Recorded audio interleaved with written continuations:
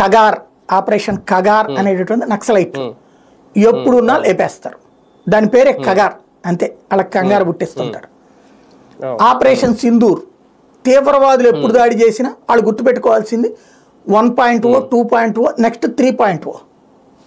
1.0 పుల్వామా, ఇది పఠాన్కోట్కి వ్యతిరేకంగా POJK మీద అప్పుడు ఏది కొట్టింది.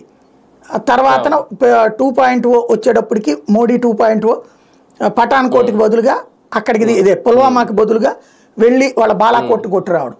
ఇప్పుడు ఇది మోడీ 3.0. ఇప్పుడు అట్లాగే ఆపరేషన్ సింధూర్ 1.0 అంటే తీవ్రవాద శిబిరాల ధ్వంసం, 2.0 అంటే పాకిస్తాన్కి వెళ్ళి వేసి రావడం, ఇక 3.0 వస్తుంది, మిగతా దాన్ని కొడుతుంది, అంతే అనమాట. అది ఇంకా అక్కడ తాడే పెడితే తెలియదు ఫైనల్ గా. రైట్ చూద్దాం. మొత్తానికి భారత్ అయితే ఎక్కడా బెదరలేదు, ఎక్కడా రాజీ పడలేదు, ఎలాంటి ఒప్పందాలు కుదుర్చుకోలేదు. అలాగని చెప్పి ట్రంప్ అయితే మాత్రం ఒక వాణిజ్య